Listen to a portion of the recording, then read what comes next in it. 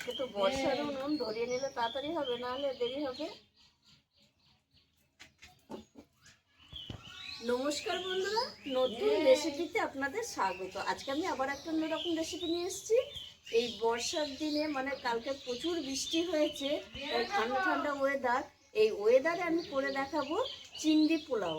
তাই চিংড়ি পোলাও কিভাবে করব প্রথম থেকে শেষ পর্যন্ত ভিডিওটা দেখবেন, স্কিপ করবেন না। আর ভিডিও ভালো লাগলে লাইক শেয়ার সাবস্ক্রাইব করতে একদমই ভুলবেন না।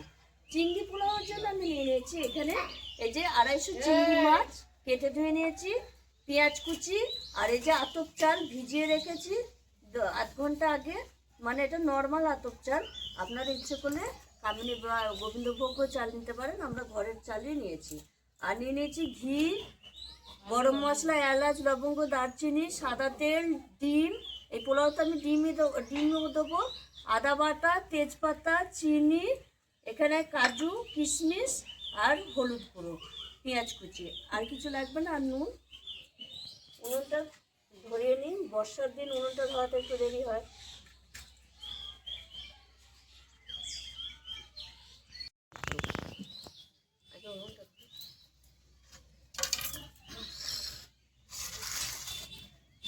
প্রথমে আমি এই চালটা একটু হলুদ গুঁড়ো, একটু ঘি মাখিয়ে রেখে দেবো, তাহলে হলুদটা ভালোভাবে বসে যাবে। একটু ঘি মাখিয়ে রাখবো, তাহলে চালের গন্ধটাও ভালো লাগবে।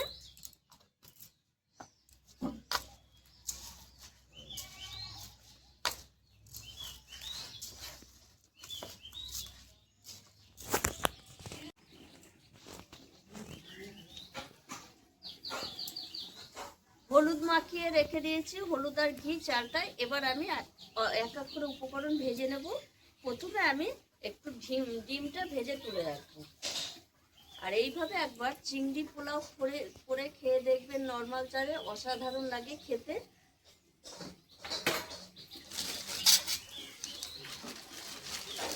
4-5টা ডিম ভেজে নেবো আমি।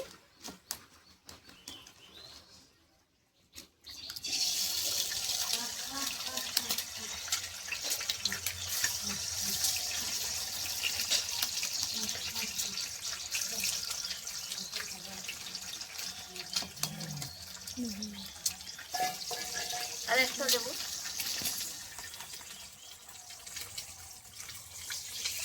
এখানে আমি 5টা ডিম নিয়েছি। এবার এরকম ভাবে আমি ভাজবো।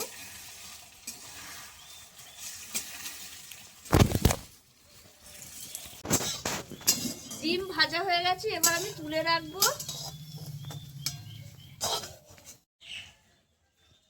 এবার আমি চিংড়ি মাছটা ভেজে নেব।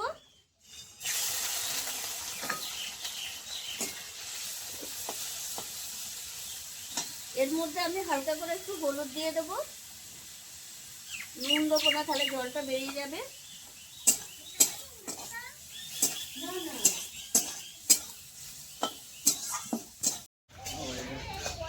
চিংড়ি মাছও ভেজে তুলে রেখেছি, ডিম আর চিংড়ি মাছ আলাদা করে ভেজে তুলে রেখেছি। এবার আমি পেঁয়াজের বেরেস্তাটা করবো, তার জন্য এখানে কড়াইয়ে সাদা তেল দিচ্ছি।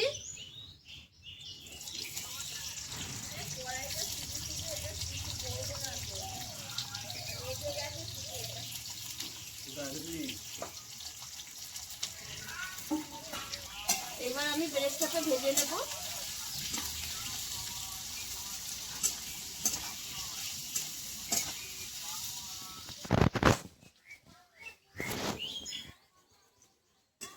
পেঁয়াজের বেরেস্তা ভাজা হয়ে গেছে, এবার আমি তুলে নেব। পেঁয়াজটা এরকম একটু টিপে টিপে তুলে নেব। এবার আমি কাজু কিশমিশটা ভেজে নেব।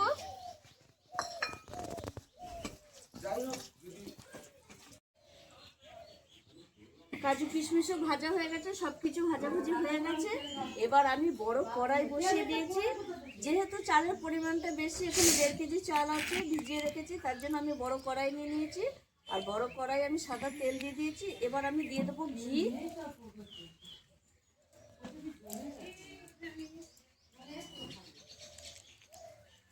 ফোড়নে দিয়ে দেবো আমি তেজপাতা, গোটা জিরে, গোটা গরম মশলা, এলাচ, লবঙ্গ, দারচিনি।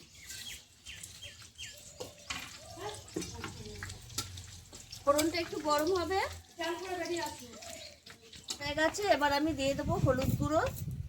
এই আগে হলুদ গুঁড়োটা দিলে তাহলে আদা বাটা দিলে এটা ফুটবে না। এবার আমি দিয়ে দেবো আদা বাটা। আদাটা একটু নেড়ে চেড়ে নেবো।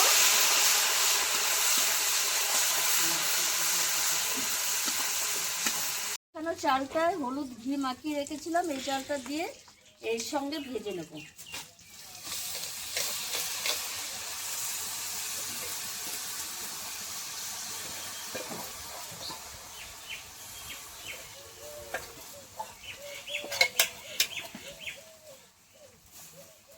এর মধ্যে আমি দিয়ে দেবো স্বাদ মতো লবণ।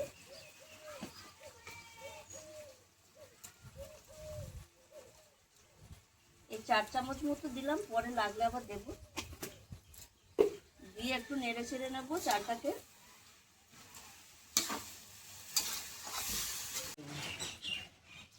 যতটা চাল তার ডবল জল দিতে হবে।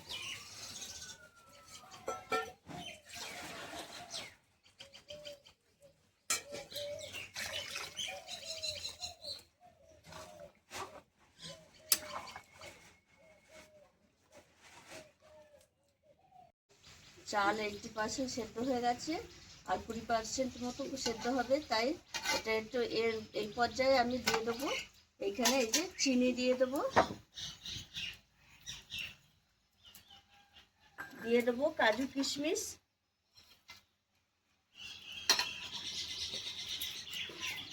দিয়ে দেবো ঘি,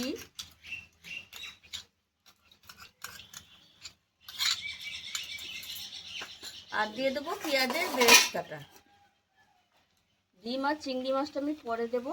আরও 10 মিনিট এরকম লো টু মিডিয়াম আছে আমি এরকম ঢাকা দিয়ে রেখে দেবো।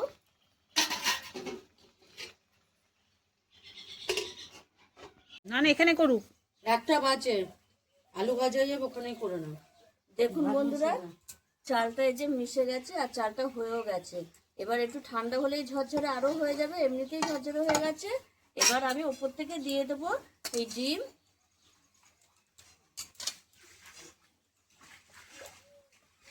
আর দিয়ে দেবো এবার এই ভেজে রাখা চিংড়ি মাছটা।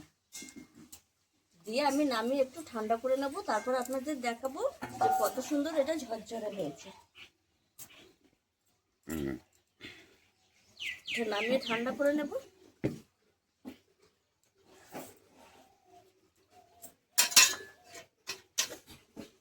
বন্ধুরা ঠান্ডা হয়ে গেছে আর এটা ঝরঝরে হয়ে গেছে, কত সুন্দর হয়েছে দেখুন। এই দেখুন, দেখতে পাচ্ছেন নর্মাল চালে যে আতপ চালে যে এত সুন্দর পোলাও হয়, না দেখে করে খেলে আপনারা বুঝতেই পারবেন না। আর পোলাওর সঙ্গে আলুর দম করবো, খাবো, ওর জন্য আলুর দম বসিয়েছি। আর আপনারা এইভাবে একবার চিংড়ি পোলাও বা ডিম চিংড়ি যাই বলুন, চিংড়ি পোলাও করে খাবেন, খুব ভালো লাগবে।